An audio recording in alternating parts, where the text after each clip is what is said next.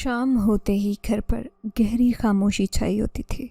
ایسے لگتا تھا کہ اس گھر میں کوئی رہتا ہی نہیں، خالی پڑا ہے۔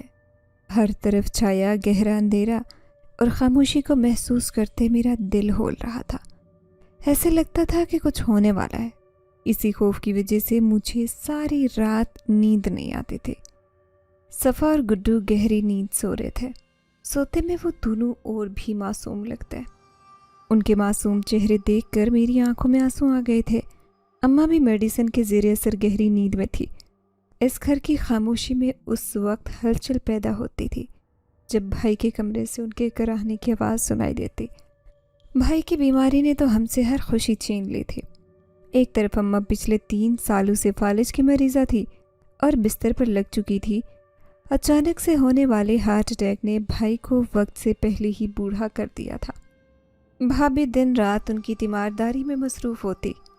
یہی وجہ تھی کہ صفا اور گڈو کو میں نے اپنے پاس سلانا شروع کر دیا تاکہ بھابھی آرام سے بھائی کا خیال رکھ سکے۔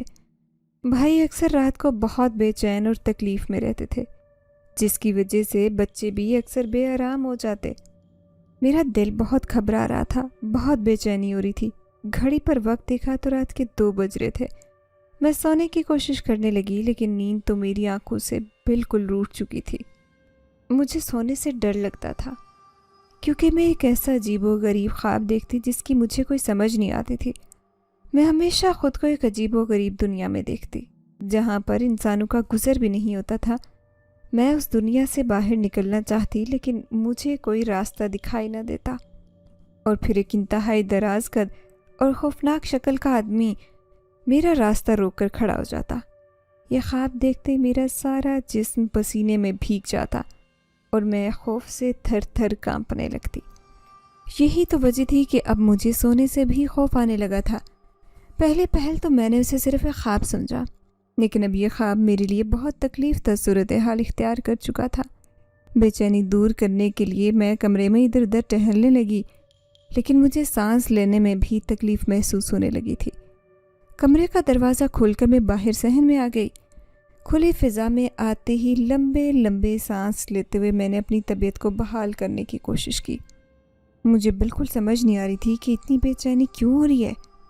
میں صحن میں ٹہلنے لگی۔ صحن میں روشنی ناکافی تھی، صرف ایک چھوٹا سا بلب برآمدے میں جل رہا تھا۔ میری بے چینی کم ہونے کے بجائے بڑھ رہی تھی۔ مسلسل لمبے لمبے سانس لے رہی تھی تاکہ خود کو پرسکون کر سکوں۔ مجھے اپنا سانس گھٹتا ہوا محسوس ہو رہا تھا۔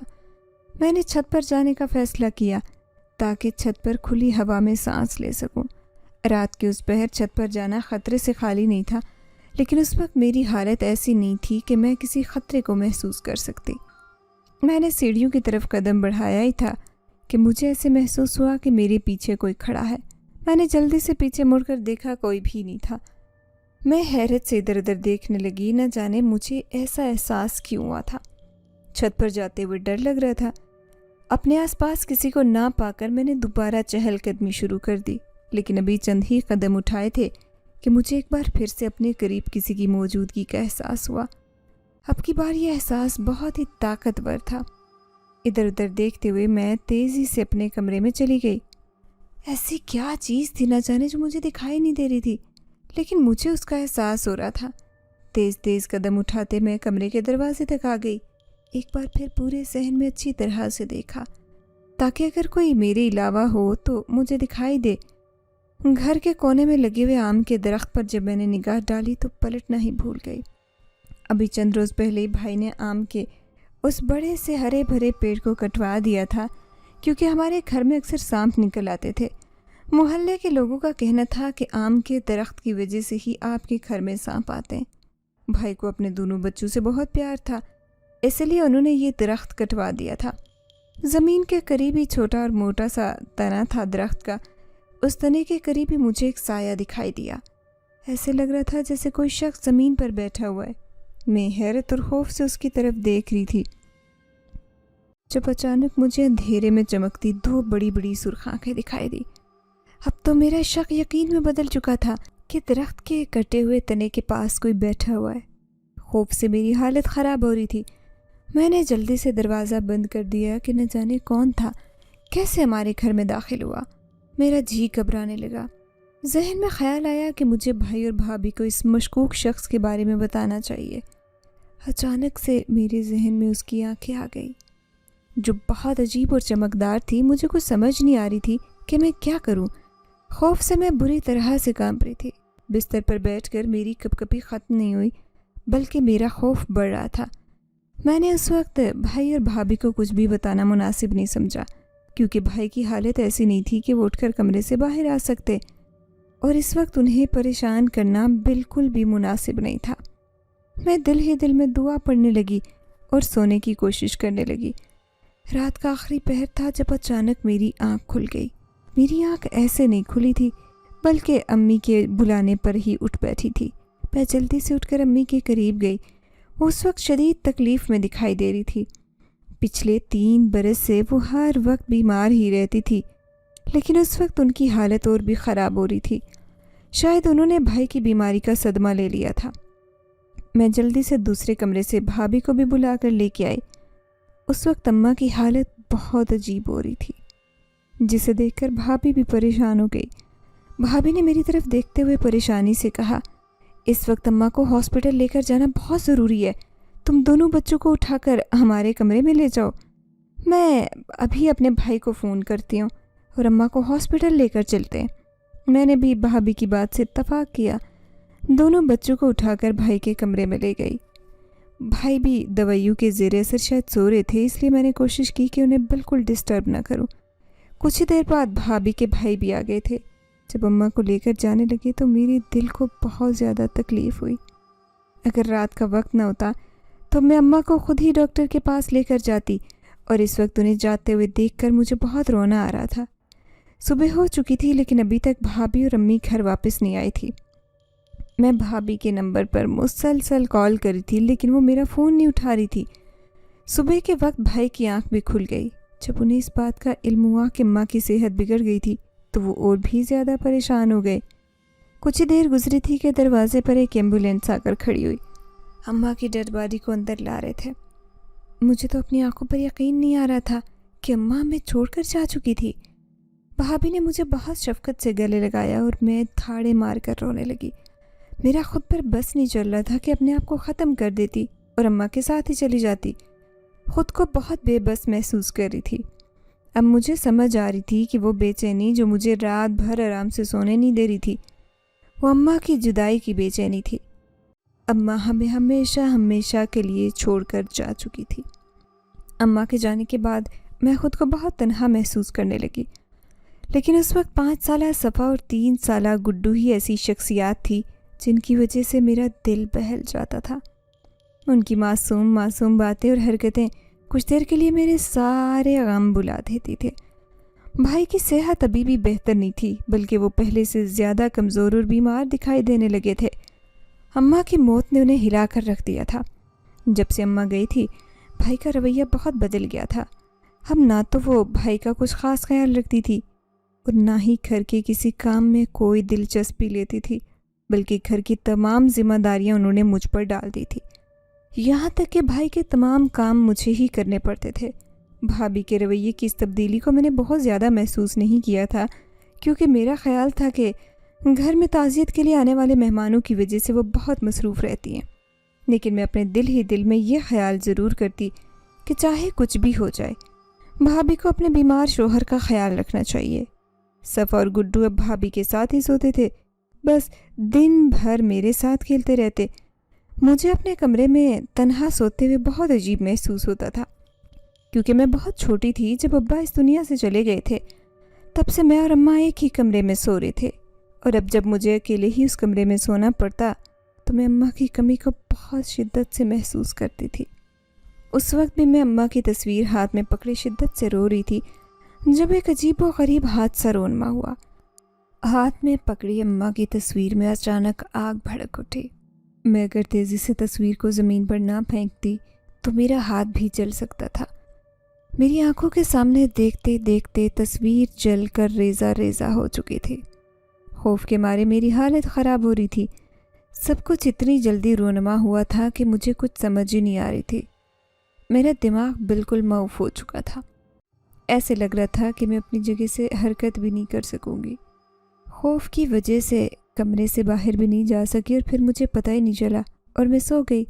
صبح بھابھی کے جگانے پر ہی میری آنکھ کھلی تھی۔ وہ کمرے کا دروازہ کھٹکھٹا کر جا چکی تھی۔ میں جلدی سے اٹھ کر بیٹھ گئی۔ رات کو رونما ہونے والا عجیب و غریب واقعہ یاد آ گیا۔ میں خوف اور حیرت سے کمرے میں ادھر ادھر دیکھنے لگی۔ دل میں شکر ادا کر رہی تھی کہ بھابھی کمرے میں نہیں آئی تھی، کیونکہ اگر وہ فرش پر جلی ہوئی تصویر کی راکھ دیکھ لیتی تو نہ جانے کیا سمجھتی۔ لیکن اس وقت میری حیرت کی کوئی انتہا نہیں رہی۔ جب فرش بالکل صاف تھا، کچھ بھی دکھائی نہیں دے رہا تھا، حیران ہوتے ہوئے میں ادھر ادھر دیکھنے لگی تو ایک اور شدید جھٹکا لگا۔ اماں کی تصویر تو میرے سرہانے پر رکھی ہوئی تھی، بالکل ٹھیک حالت میں۔ میں نے دونوں ہاتھوں سے اپنا سر تھام لیا تھا، کیونکہ مجھے کچھ سمجھ نہیں آ رہی تھی کہ یہ سب کیا ہو رہا ہے۔ میں کمرے سے باہر آ گئی۔ بھابھی نے مجھے بتایا کہ بھائی کی صحت آج ٹھیک نہیں ہے۔ یہ سنتے ہی میں تیزی سے بھائی کے کمرے میں آ گئی۔ آنکھیں بند کیے بے سدھ دکھائی دے رہی تھی۔ کچھ ہی دیر بعد بھابھی بھائی کو لے کر ہاسپٹل چلی گئی۔ میں گڈو اور صفا کے ساتھ گھر کے کاموں میں مصروف ہو گئی، لیکن مجھے ایک پل کے لیے بھی چین نہیں آ رہا تھا۔ شام کو بھابھی نے کال کی اور بتایا کہ بھائی کی صحت بہتر نہیں ہے، اس لیے وہ لوگ رات کو بھی ہاسپٹل میں رکیں گے۔ گڈو اور صفا دونوں ہی بہت پریشان تھے۔ اپنے باپ کی بیماری اور گھر کی حالت کی وجہ سے وہ دونوں بہت خاموش رہنے لگے تھے، پہلے کی طرح شرارت بھی نہیں کرتے تھے۔ آج بھائی اور بھابھی کی غیر موجودگی میں رات کو مجھے کمرے میں بہت خوف محسوس ہو رہا تھا۔ اماں کی یاد اور شدت سے ستانے لگی۔ گڈو اور صفا بھی اپنی ماں کو یاد کر رہے تھے۔ بہت مشکل سے میں نے انہیں سلا دیا، لیکن اب کمرے میں بہت ڈر محسوس ہونے لگا تھا۔ نہ جانے ایسا کیوں محسوس ہو رہا تھا کہ اس گھر میں کوئی اور بھی موجود ہے جو ہمیں دکھائی نہیں دے رہا۔ میں نے خود کو سمجھانے کی کوشش کی کہ یہ میرا وہم ہے، لیکن میں اپنے خوف پر قابو نہیں پا رہی تھی۔ اس وقت تو میری حالت اور بھی خراب ہو گئی تھی جب مجھے چھت پر کسی کے قدموں کی آواز سنائی دینے لگی۔ بہت بھاری قدم تھے، ایسے لگ رہا تھا کہ کوئی تیوہیکل شخص، کوئی بہت بڑا طاقتور جانور چھت پر چل رہا ہے۔ ایک ایک قدم اٹھانے کی آواز مجھے واضح سنائی دے رہی تھی۔ ان حالات میں مجھے کیا کرنا چاہیے تھا کچھ سمجھ نہیں آ رہی تھی۔ ان دونوں بچوں پر نظر ڈالی تو وہ گہری نیند سو رہے تھے۔ یہ بھی خدا کا شکر تھا کہ دونوں بچے سو رہے تھے، ورنہ جیسے ہی آوازیں چھت سے آ رہی تھی بچوں کی آنکھ کھل سکتی تھی۔ کچھ دیر تک خوف کے عالم میں سب آوازیں سنتی رہی۔ بڑے قدموں کی دھمک کی آواز سے ایسے لگ رہا تھا کہ کسی بھی وقت چھت نیچے آ سکتی ہے اور ہم اس کے ملبے تلے بھی دب سکتے ہیں۔ مجھے خود سے زیادہ اپنے معصوم بھتیجے اور بھتیجی کی فکر ہو رہی تھی۔ میرے پاس اس کے علاوہ کوئی چارہ نہیں تھا کہ میں چھت پر جا کر خود کو دیکھوں۔ آدھی رات کا وقت تھا اور اس وقت چھت پر جانا میرے لیے بہت مشکل تھا، لیکن مجھے ان دو معصوم بچوں کی فکر تھی۔ مجھے تو اس بات پر بھی حیرت ہو رہی تھی کہ ہماری چھت پر اتنا شور ہے، لیکن محلے کا کوئی بھی شخص اپنے گھر سے باہر نہیں آیا۔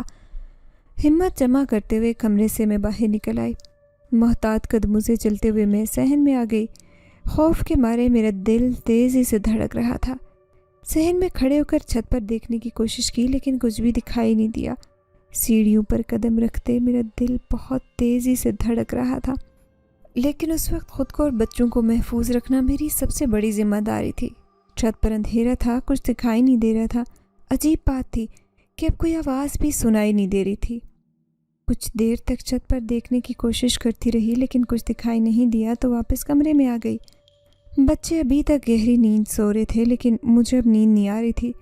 رات خوف کے مارے نہ جانے کیسے گزر گئی۔ صبح بھابھی گھر واپس آئی تو اکیلی تھی، بہت پریشان دکھائی دے رہی تھی۔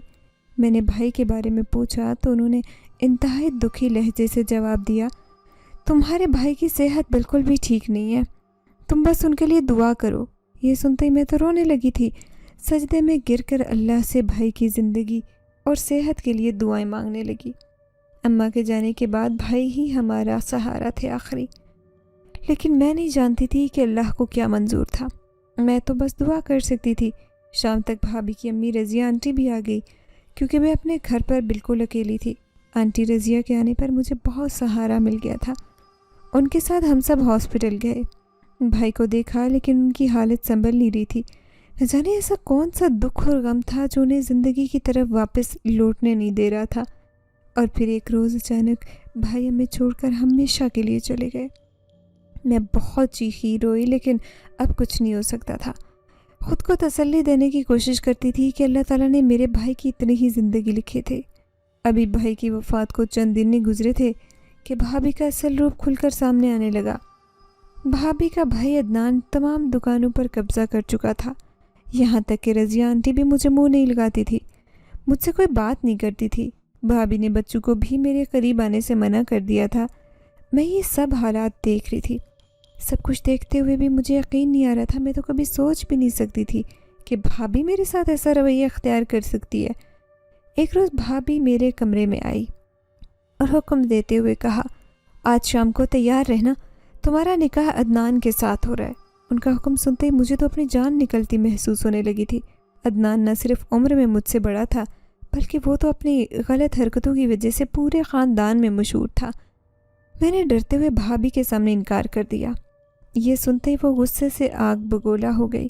انہوں نے مجھے بہت دھمکیاں دی کہ اگر میں نے ان کی بات نہیں مانی تو وہ مجھے جان سے بھی مار سکتے ہیں، لیکن میں نے ان کی بات ماننے سے انکار کر دیا۔ میں نہیں جانتی تھی کہ وہ میرے ساتھ کیا کریں گی، لیکن میں کبھی بھی ایک گنڈے اور کسی آوارہ شخص کے ساتھ شادی نہیں کر سکتی تھی۔ بچے تو پہلے ہی مجھ سے دور رہتے تھے، اسی لیے سارا دن کوئی بھی میرے کمرے میں نہیں آیا۔ میں جانتی تھی کہ یہ سب اتنی خاموشی سے بیٹھنے والے نہیں ہیں، لیکن وہ میرے انکار پر کیا کرنے والے تھے اس کا تو مجھے بالکل اندازہ نہیں تھا۔ سارا دن گزر گیا، بلکہ اب تو شام بھی ہونے والی تھی۔ میں نے صبح سے کچھ بھی نہیں کھایا تھا۔ اس وقت شدید بھوک محسوس ہو رہی تھی۔ یہ وقت سب کے کھانا کھانے کا تھا، اس لیے میں کمرے سے باہر نہیں نکلی۔ جب گھر میں ہر طرف خاموشی چھا گئی تو میں بہت محتاط قدم اٹھاتے ہوئے کمرے سے باہر نکلی۔ میرا رخ کچن کی جانب تھا۔ بھابھی کے کمرے کے سامنے سے گزرتے میرے قدم خود بخود رک گئے۔ کمرے کے اندر سے باتوں کی آوازیں سنائی دے رہی تھی۔ عدنان کی شدید غصے والی آواز سن کر میرے قدم رکے تھے۔ وہ غصے سے بول رہا تھا، اس لڑکی کو انکار کرنے کی جرت کیسے ہوئی؟ میں اسے جان سے مار دوں گا۔ مجھے یہ سمجھنے میں دیر نہیں لگی کہ وہ میرے انکار پر شدید غصے میں آ چکا ہے۔ اس وقت مجھے بھابھی کی انتہائی نفرت بھری آواز سنائی دی، میں تو اس لڑکی کو تمہارے قابل سمجھتی نہیں، یہ تو تمہارا ہی اصرار تھا کہ تم اس سے شادی کرنا چاہتے ہو، میں تو اسے اس کے بھائی کی طرح ہی راستے سے ہٹانا چاہتی ہوں۔ اگر تم نے اس سے زبردستی شادی کر بھی لی تو ساری عمر اس کا رونا سنتے رہو گے۔ مجھے تو یہ سب سننے کے بعد زمین آسمان گھومتے محسوس ہو رہے تھے۔ یہ سوچ بھی نہیں سکتی تھی کہ بھابھی اس حد تک گر سکتی ہیں کہ انہوں نے اپنے ہاتھوں سے اپنے شوہر کی جان لے لی۔ نہ جانے وہ یہ سب کچھ کیوں کر رہی تھی۔ میں اپنے خیالوں میں گم تھی جب ایک بار پھر مجھے عدنان کی آواز سنائی دی، اگر ایسی بات ہے تو پھر آپ فکر نہ کریں، آج کی رات اس لڑکی کی زندگی کی آخری رات ہوگی، اس کے بعد تمام دکانیں اور یہ گھر ہمارا ہوگا۔ عدنان کی مکرو آواز سن کر مجھ پر کپ کپی طاری ہو گئی تھی۔ میرے پاس اس کے علاوہ کوئی راستہ نہیں تھا کہ رات کے اس پہر اس گھر سے بھاگ جاؤں، ورنہ میری زندگی کو شدید خطرہ تھا۔ اس وقت تو میری بھوک ختم ہو چکی تھی، صرف ایک خیال باقی تھا کہ میں نے خود کو بچانا ہے۔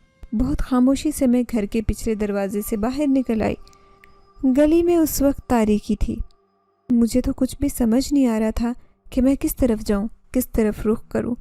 بس جس طرف رخ آیا اسی طرف چل پڑی۔ اماں اور بھائی کی یاد بہت ستا رہی تھی، جن کی موجودگی میں میری زندگی بہت پرسکون اور ہر فکر سے آزاد تھی۔ میں تیز تیز قدموں سے چل رہی تھی تاکہ گھر سے دور ہو جاؤں۔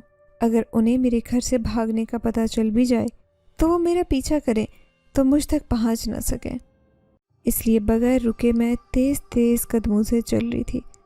میرا سانس پھول چکا تھا، لیکن زندگی بچانے کے لیے میں چل رہی تھی۔ مجھے اپنے آس پاس کی بھی کوئی خبر نہیں تھی۔ نہ جانے کتنی دیر تک چلتی رہی اور اب کہاں پہنچ آئی تھی۔ میرے پاؤں دھول مٹی سے اٹ چکے تھے۔ چلتے رہنے کی وجہ سے اب پاؤں میں شدید درد اور تھکاوٹ کا احساس ہو رہا تھا۔ ادھر ادھر دیکھا تو آبادی سے کافی آگے نکل آئی تھی۔ یہ کھلا میدان تھا، کچھ درخت لگے ہوئے تھے۔ شاید صبح ہونے کے قریب تھی کیونکہ اب اندھیرے بہت گہرے نہیں تھے۔ میں کچھ دیر آرام کرنا چاہتی تھی، اسی لیے ایک بڑے سے درخت کے نیچے جا کر بیٹھ گئی۔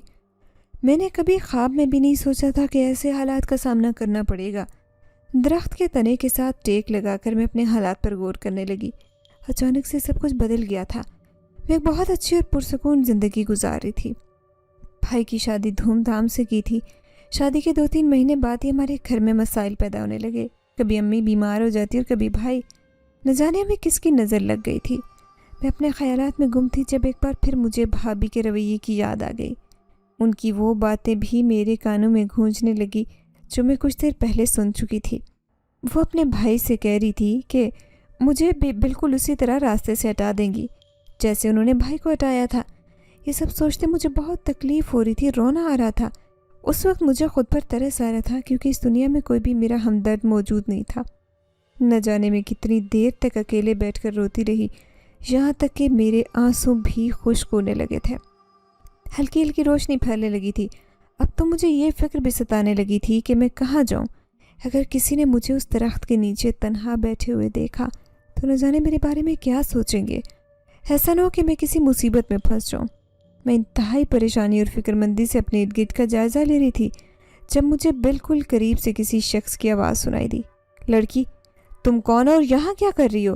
یہ سنتے ہی میں چونک گئی اور انتہائی خوفزدہ نظروں سے اس شخص کی طرف دیکھنے لگی۔ میرے سامنے ایک انتہائی خوبصورت لڑکا کھڑا تھا جو میری طرح انتہائی مجھے غصے سے دیکھ رہا تھا۔ اس کی بات کا جواب دینے کی بجائے میں خوفزدہ نظروں سے اس کی طرف دیکھنے لگی۔ اس نے ایک بار پھر انتہائی کرخت لہجے سے پوچھا، لڑکی، تم کون اور اس وقت اس درخت کے نیچے کیا کر رہی ہو؟ میں نے اپنے خوف پر قابو پاتے ہوئے اسے جواب دیا، میں یہاں سے شہر جانا چاہتی ہوں لیکن مجھے شہر جانے کا راستہ نہیں آتا۔ میری بات سن کر وہ حیرت سے میری طرف دیکھنے لگا اور حیران ہوتے ہوئے پوچھا، تم اپنے گھر سے بھاگ کر آئی ہو؟ اس کا سوال سن کر میں پریشان ہو گئی۔ وہ نہ جانے میرے بارے میں کیا سوچ رہا تھا۔ میں نے اس کی طرف دیکھتے ہوئے انتہائی دکھی لہجے سے کہا، میں کبھی بھی اپنا گھر نہیں چھوڑنا چاہتی تھی، لیکن اگر میں رات کے اندھیرے میں اپنے گھر سے باہر نہ نکلتی تو اس وقت زندہ نہ ہوتی۔ اور پھر اسے مختصر الفاظ میں سب کچھ بتا دیا، جسے سننے کے بعد اس شخص نے ہمدردی کرتے ہوئے کہا، تمہیں پریشان ہونے کی ضرورت نہیں، یہاں قریب ہی میرا گھر ہے، تم میرے ساتھ چلو۔ میں گھر میں اکیلا نہیں رہتا بلکہ میرے ساتھ میری ماں اور بہنیں بھی رہتی ہیں، تمہیں کوئی تکلیف نہیں ہوگی۔ نہ چاہتے ہوئے بھی مجھے اس شخص کی باتوں پر اعتبار کرنا پڑا تھا، اس لیے خاموشی سے اس کے پیچھے چلنے لگی۔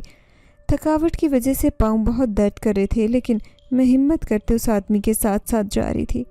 کچھ ہی فاصلے پر ایک گھر دکھائی دیا جس کا بڑا سا دروازہ اس وقت بند تھا۔ دروازے کے سامنے پہنچ کر میرے قدم خود بخود رک گئے۔ اس آدمی نے میری طرف دیکھا، حیرت سے کہا، تم رک کیوں گئی ہو؟ اندر آ جاؤ، ڈرنے یا گھبرانے کی ضرورت نہیں ہے، میں تمہیں کوئی نقصان نہیں پہنچانے والا۔ شاید اس نے میرے چہرے پر گھبراہٹ کے آثار دیکھ لیے تھے، اس لیے مجھے تسلی دے رہا تھا۔ جب میں گھر کے اندر داخل ہوئی تو میرے اندازے سے بھی بڑا اور شاندار گھر تھا وہ۔ ایک عورت صحن میں کھڑی دکھائی دے رہی تھی تو مجھے کچھ تسلی ہو گئی۔ وہ سامنے میری امی کھڑی ہیں، میری بہنیں تو ابھی تک سو رہی ہیں، انہیں صبح جلدی اٹھنے کی عادت نہیں۔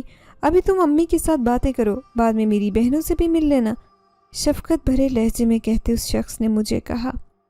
مجھے ابھی تک اپنے محسن کا نام بھی معلوم نہیں تھا۔ وہ عورت ہماری طرف ہی دیکھ رہی تھی۔ اس کے قریب پہنچ کر میں نے سر جھکا کر دھیمے لہجے میں سلام کیا تو وہ بہت محبت اور پیار بھرے لہجے سے میرے سلام کا جواب دے گیا۔ میرا خیال تھا کہ مجھے اس گھر میں رہنے والا شخص میرا تعارف کروائے گا، لیکن اس وقت تو میری حیرت کی کوئی انتہا نہیں رہی جب اس نے کہا، امی آپ اس کا خیال رکھیے گا، میں ابھی جا رہا ہوں۔ ذیشان بیٹا شام کو جلدی آ جانا، تمہیں یاد ہے نا گھر پر ایک ضروری کام ہے۔ ذیشان کی امی نے مسکراتے ہوئے کہا تو وہ سر ہلاتے ہوئے چلا گیا۔ ارے بیٹی کب تک یہاں کھڑی رہو گی؟ آؤ ہم دونوں اندر چل کر کمرے میں بیٹھتی ہیں۔ ذیشان کے جاتے انہوں نے مجھ سے کہا۔ میں نے زبردستی مسکرانے کی کوشش کی اور ان کے ساتھ قدم قدم ملا کر چلنے لگی۔ نہ جانے میرا دل بے چین کیوں تھا، ایسے لگ رہا تھا کہ کچھ ایسا ہے جس کی مجھے سمجھ نہیں آ رہی، لیکن اس وقت میں نے خود کو سمجھایا کہ میرے پاس تو کوئی ٹھکانہ بھی نہیں ہے۔ اگر سر چھپانے کی جگہ مل گئی ہے تو خاموشی کے ساتھ صبر کرنا چاہیے۔ خوبصورت سے کمرے میں پہنچ کر آنٹی نے مجھے کہا، بیٹھ جاؤ بیٹا، تم بہت تھکی ہوئی لگ رہی ہو، ایسے لگ رہا ہے کہ تم ساری رات جاگتی رہی ہو۔ ایک آرام دہ نرم صوفے پر بیٹھتے میں نے اقرار میں گردن ہلاتی۔ آپ بالکل ٹھیک کہہ رہی ہیں، شاید میں پوری رات جاگتی رہی ہوں، چلتی رہی ہوں، چلنے کی وجہ سے میرے پاؤں شدید درد کر رہے، بلکہ مجھے تو ایسے محسوس ہو رہا ہے کہ میرے پاؤں میں آبلے بن گئے۔ تھکاوٹ بھرے لہجے میں نے جواب دیا۔ آنٹی نے میری طرف دیکھتے ہوئے تسلی بھرے انداز سے کہا، بیٹی تمہیں فکر کرنے کی ضرورت نہیں ہے، سب ٹھیک ہو جائے گا، تم نے کچھ کھایا بھی نہیں ہوگا، मैं अभी तुम्हारे लिए नाश्ता लेकर आती हूँ। नाश्ता करने के बाद तुम आराम कर लेना, तुम्हारी थकावट ख़त्म हो जाएगी। ये कहकर वो कमरे से बाहर चली गई। कमरे के अंदर ही अटैच वॉशरूम था। मैंने अच्छी तरह से अपना हाथ मुंह धोए और अब मैं ख़ुद को ताज़ा दम महसूस कर रही थी। आंटी नाश्ता लेकर आई तो ताज़ा पराठे की खुशबू से मेरी भूख बढ़ गई थी और मुझे याद आया कि मैंने तो कल से कुछ भी नहीं खाया था। नाश्ते के दौरान आंटी इधर उधर की बातें करती रही। जैसे ही मैंने नाश्ता ख़त्म किया, उठकर खड़ी हो गई और मेरी तरफ देखते हुए कहा, अब तुम कुछ देर आराम कर लो, तुम्हारे लिए आराम करना बहुत ज़रूरी है। पेट भरने के बाद मुझे भी नींद आने लगी थी, इसलिए मैं बिस्तर पर लेट गई। कुछ देर तक मैं अपने बारे में सोचती रही कि मेरा मुस्तकबिल क्या होगा और मुझे क्या करना चाहिए, और फिर न जाने किस वक्त नींद में खो गई। एक ज़ोरदार चीख की आवाज़ पर मेरी आँख खुली। मैं जल्दी से उठकर बैठ गई। चंद लम्हों तक तो मुझे कुछ याद ही नहीं आ रहा था कि मैं कहाँ पर हूँ। जब दिमाग कुछ सोचने के काबिल हुआ तो मुझे सब याद आ गया।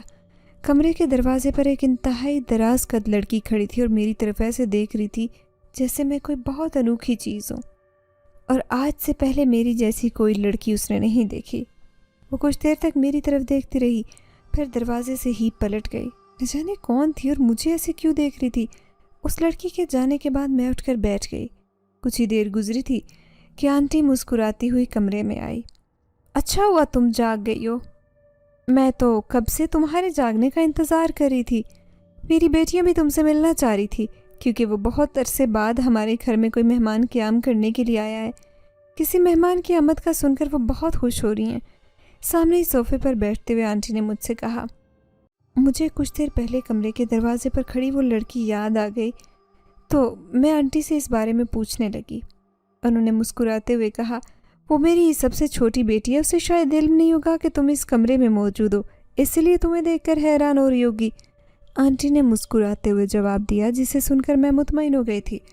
मुँह हाथ धोकर मैं कमरे से बाहर आई तो एक बड़े से हॉल में 5 लड़कियां बैठी हुई थी। आंटी ने मेरी तरफ देखते हुए मुस्कुरा कर कहा, ये सब मेरी बेटियां हैं और आज से ये प्यारी सी लड़की भी हमारे साथ इसी घर में रहेगी।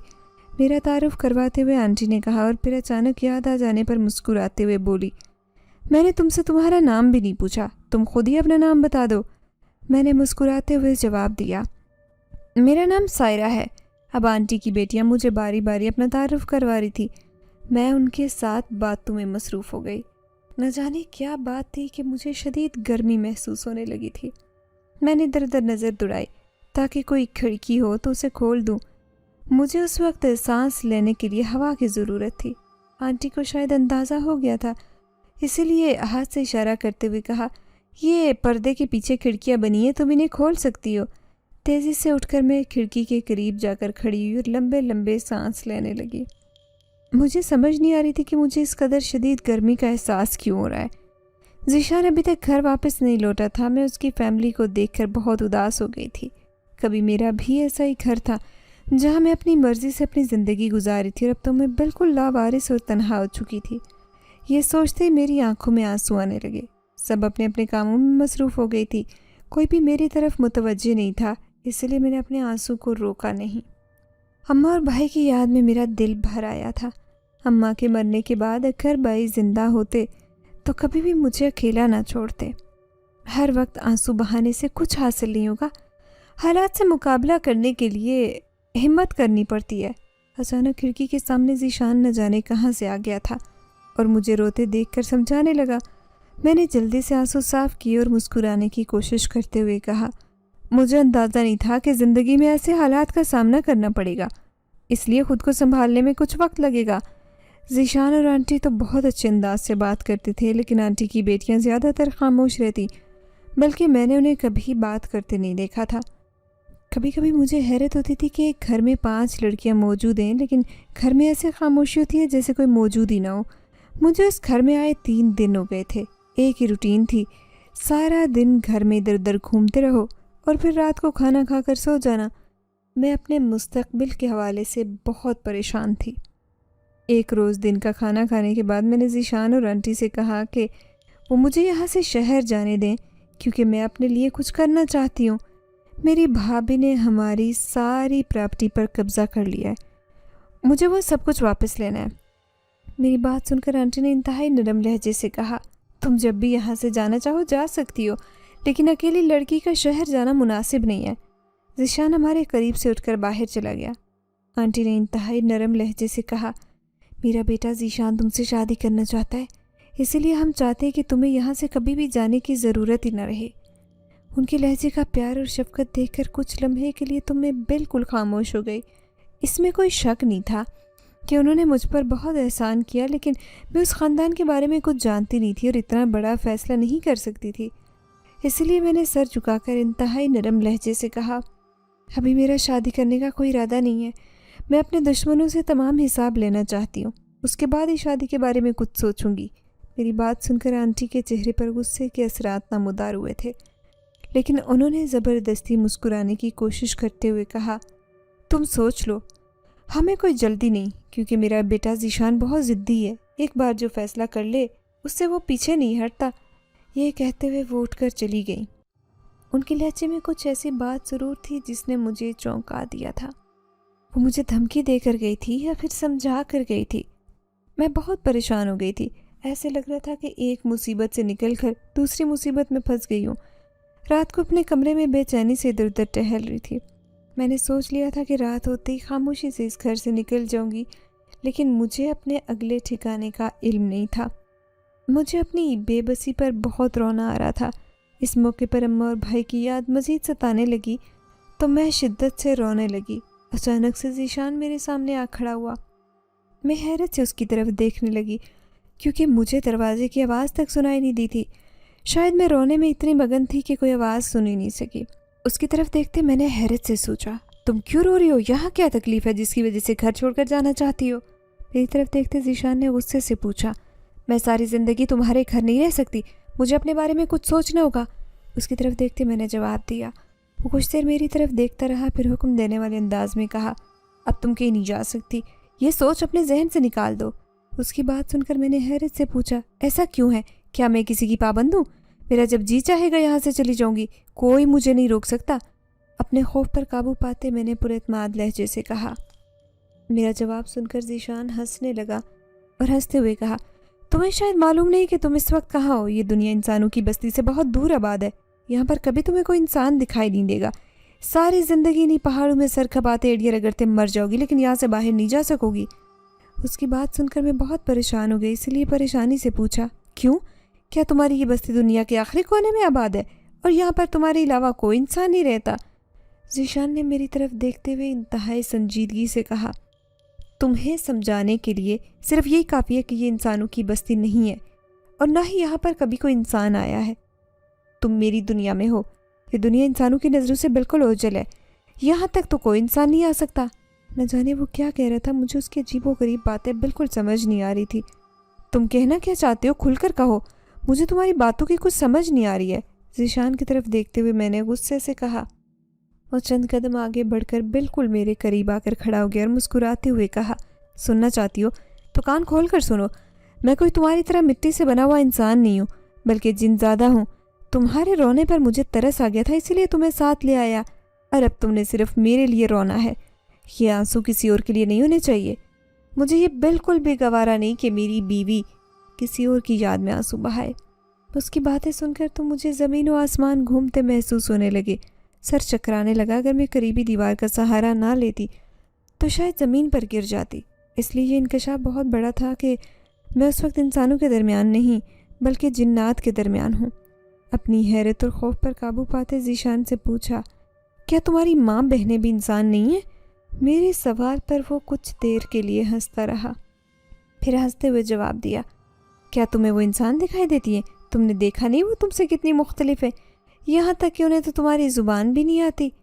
अम्मी ये ज़ुबान बोल सकती है, लेकिन मेरी बहनें कभी इंसानों की बस्ती में नहीं गई, इसलिए वो तुम्हारी ज़ुबान से नावाकिफ़ है। आज शायद इंकशाफात का दिन था। मुझ पर हैरत अंगेज़ इंकशाफात हो रहे थे। मुझे अपना ख्वाब याद आने लगा जो मैं अम्मी की वफ़ात से पहले तक मुसलसल देखा करती थी, जिस ख्वाब को देखने से मुझे बहुत डर महसूस होता था। आज वही ख्वाब मेरे सामने सच्चा साबित हो रहा था। मुझे ज़ीशान खौफनाक शक्ल वाला आदमी दिखाई दे रहा था। मेरी हालत ऐसी हो रही थी जैसे काटो तो बदन में लहू नहीं। मुझे अपनी मौत यकीनी दिखाई दे रही थी। मैंने ज़ीशान की तरफ देखते हुए मिन्नत भरे लहजे से कहा, तुम इंसान नहीं हो, लेकिन तुमने मुझे धोखा दिया। جبکہ میں نے سنا تھا کہ جنات کبھی کسی کو دھوکہ نہیں دیتے. تو مجھ پر اتنا احسان کر دو کہ مجھے جانے دو. کبھی تمہاری دنیا میں پلٹ کر نہیں آؤں گی. ذیشان نے میری طرف دیکھتے ہوئے سنجیدگی سے جواب دیا. تم نے شاید ٹھیک ہی سنا ہوگا کہ جنات کسی کو دھوکہ نہیں دیتے، لیکن تم نے یہ نہیں سنا کہ محبت اور جنگ میں سب جائز ہوتا ہے. میں تمہیں اس وقت سے پسند کرتا ہوں جب تمہارے گھر میں آم کا خوبصورت درخت ہوتا تھا. ہمارے قبیلے کے چند لوگ اس پر آباد تھے. میں ان سے ملنے کے لیے اکثر وہاں جایا کرتا تھا. جب بھی وہاں جاتا تمہاری معصوم صورت بہت اچھی لگتی. پھر تمہارے بھائی نے درخت کٹوا دیا، اور جب میں ایک بار پھر اپنے عزیزوں سے ملنے کے لیے وہاں پہنچا تو درخت غائب تھا. میرے عزیز وہاں سے ہجرت کر چکے تھے، لیکن تم باہر صحن میں دکھائی دی. اس کے بعد میں ہر روز تمہارے گھر جاتا. تم کبھی مجھے رات کے وقت صحن میں نظر نہیں آئی. تمہاری ماں اور بھائی کے مرنے کے بعد میں مسلسل تمہاری نگرانی کرتا رہا، کیونکہ میں یہ بات جان چکا تھا کہ تمہاری بھابھی نے تمہاری ماں اور بھائی کی جان لی ہے. وہ شروع سے تمہارے بھائی کو ناپسند کرتی تھی، لیکن والدین کے مجبور کرنے پر شادی کر لی. اب وہ نہ صرف اپنے شوہر سے جان چھڑانا چاہتی تھی، بلکہ تمام پراپرٹی اور مکان بھی اپنے قبضے میں کرنا چاہتی تھی. یہی وجہ ہے کہ اس کا بھائی تم سے شادی کرنا چاہتا تھا، لیکن وہ چاہتی تھی کہ تم بھی زندہ نہ بچو، تاکہ اس پراپرٹی پر صرف وہ اکیلی اپنی ملکیت جما سکے. رات کے اندھیرے میں تمہارے ساتھ سائے کی طرح تھا تاکہ تمہیں کوئی تکلیف نہ پہنچے. اور پھر میں تمہیں اپنے گھر لے آیا. میری ماں اور بہنوں کو تم بالکل بھی پسند نہیں، کیونکہ وہ میری شادی اپنے خاندان اور قبیلے میں کرنا چاہتی ہیں. لیکن میں ایسا نہیں چاہتا، کیونکہ میں تمہیں بہت پہلے سے پسند کرتا ہوں. وہ میرے سامنے اظہار محبت کر رہا تھا، لیکن مجھے یاد تھا تو صرف یہ کہ وہ مجھے میری ماں اور بھائی کے قاتل کے بارے میں بتا رہا ہے. بھابھی کی اصلیت میرے سامنے آ چکی تھی، لیکن دل اس پر یقین نہیں کر رہا تھا. اگر میں نے اپنے کانوں سے وہ سب باتیں نہ سنی ہوتی تو کبھی ذیشان کی باتوں پر اعتبار نہ کرتی. لیکن مجھے اس کی باتوں پر یقین آ رہا تھا، کیونکہ وہ جو کچھ کہہ رہا تھا بالکل سچ تھا. ہم کتنے معصوم اور سادہ تھے. ایک عورت ہمیں مسلسل دھوکہ دیتی رہی اور ہم اسے اپنا مسیحا سمجھتے رہے. مجھے اپنے بھتیجا بھتیجی یاد آ رہے تھے جو انتہائی معصوم تھے. دکھ اور افسوس کی بات تو یہ تھی کہ ان کی ماں ایک ایسی عورت تھی جس کے لیے اس دنیا میں دولت اور اپنی مرضی سے زندگی گزارنے کے علاوہ کچھ بھی اہم نہیں تھا. میں نے ذیشان کی طرف دیکھتے ہوئے کہا کہ اس وقت کمرے سے باہر چلا جائے. میں کچھ دیر تنہا رہنا چاہتی ہوں. اب تک جو حالات کھل کر میرے سامنے آئے تھے وہ ناقابل یقین تھے، اس لیے ان حالات میں کوئی بھی فیصلہ نہیں کر سکتی تھی. ذیشان کے کمرے سے باہر جانے کے بعد میں شدت سے رونے لگی. میرے ہاتھ میں کچھ بھی نہیں تھا. اس بات کا دکھ تھا کہ میری آنکھوں کے سامنے میری ماں اور میرا بھائی اس دنیا سے چلے گئے اور میں کچھ نہیں کر سکی. اس لیے میں جتنا بھی دکھ کرتی کم تھا. صبح کمرے سے باہر نکلنے کی مجھ میں ہمت نہیں تھی. ذیشان کی ماں اور بہنوں کی اصلیت جاننے کے بعد میں ان کا سامنا نہیں کر سکتی تھی، کیونکہ میں انسان تھی. یہ جانتے ہوئے کہ میں اشرف المخلوقات ہوں، میرے دل میں جنات کے حوالے سے بہت خوف تھا. اپنے کمرے سے باہر نہیں گئی تو کوئی میرا حال پوچھنے کمرے میں بھی نہیں آیا. نہ جانے کیا وقت تھا جب میں کمرے سے باہر نکلی تو پورا گھر خالی تھا. گھر میں میرے علاوہ کوئی نہیں تھا. خالی گھر دیکھ کر مجھے بہت حیرت اور خوف بھی محسوس ہونے لگا. گھر کے بڑے سے دروازے سے جا کر دیکھا تو میری آنکھیں حیرت سے پھٹی کی پھٹی رہ گئی، کیونکہ میرے آس پاس صرف پہاڑ اور درخت تھے. ذیشان نے بالکل ٹھیک کہا تھا کہ یہ علاقہ انسانوں کی آبادی سے بہت دور ہے. یہاں کبھی انسان کا کسی کا کوئی گزر نہیں ہوا ہوگا.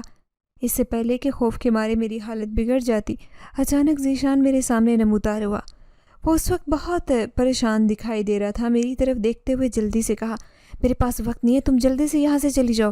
ہمارے قبیلے کے سردار کو اس بات کا علم ہو چکا ہے کہ میں نے ایک آدم زادی کو اپنے گھر میں پناہ دی ہے. قبیلے کے اصولوں کے مطابق ہم انسانوں سے دوستی نہیں کر سکتے، کیونکہ انسان جنات کے دشمن ہوتے ہیں. اب پورے قبیلے کو تمہاری فکر لاحق ہو گئی ہے کہ تم انہیں قابو کرنے کی کوشش کرو گی. سبھی مجھے برا بلا کہہ رہے ہیں. مجھے تو ایسے لگتا ہے کہ قبیلے کا سردار مجھے اس غلطی پر سزا دے گا.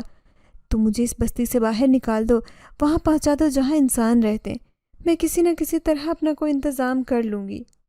اس کی طرف دیکھتے ہوئے میں نے تیزی سے کہا، تمہیں کوئی انتظام کرنے کی ضرورت نہیں پڑے گی، کیونکہ میں نے تمہاری بھابھی کا پردہ چاک کر دیا تھا.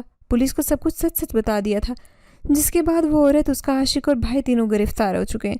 تمہارے بھائی کے معصوم بچے اپنی نانی کے پاس ہیں. جب چاہو انہیں واپس حاصل کر سکتی ہو. اب تم واپس اپنے گھر چلی جاؤ. میں بہت جلد تم سے ملنے کے لیے آؤں گا. ذیشان نے تیزی سے کہا، تم اپنی دنیا میں خوش اور آباد رہو. میں نہیں چاہتی کہ میری وجہ سے تم خود کو کسی مشکل میں ڈالو. تم جن اور میں انسان دونوں الگ مخلوق ہیں، اس لیے ہمیں ایک دوسرے سے دور رہنا چاہیے.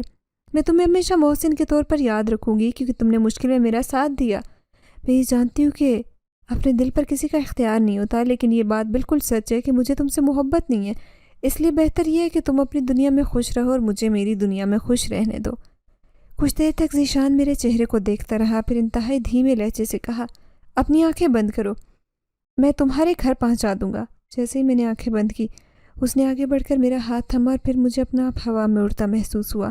کچھ ہی دیر کے بعد میں اپنے آپ کو گھر کے دروازے پر محسوس کرنے لگی۔ کچھ ہی دیر بعد میں دروازے پر تھی۔ یہ وہی میرا گھر تھا جہاں سے میں رات کے اندھیرے میں بھاگی تھی تاکہ اپنی زندگی بچا سکوں۔ ذیشان نے میری طرف دیکھتے ہوئے کہا، اللہ حافظ، میں کوشش کروں گا کہ تمہیں بھلا سکوں، لیکن شاید یہ میرے لیے ممکن نہ ہو۔ یہ کہتے وہ میرے سامنے سے غائب ہو گیا۔ مجھے اس کے لیے بہت دکھ محسوس ہو رہا تھا۔ میں گھر کے اندر داخل ہوتی، اس سے پہلے ہی محلے کی چند خواتین میرے ارد گرد جمع ہو گئی۔ وہ سب مجھ سے اظہار تعزیت کر رہی تھی اور میری بھابھی کو برا بھلا کہہ رہی تھی، جس نے میرے جوان بھائی کو موت کے منہ میں دھکیل دیا تھا۔ میرا گھر مجھے واپس مل گیا تھا۔ میرے بھائی کے بچے بھی میرے پاس آ گئے تھے۔ میں نے بھائی کا کاروبار اور دکانیں خود سنبھالنے کا فیصلہ کیا تھا، کیونکہ میں نہیں چاہتی تھی کہ اب میں کوئی اور دھوکہ کھاؤں۔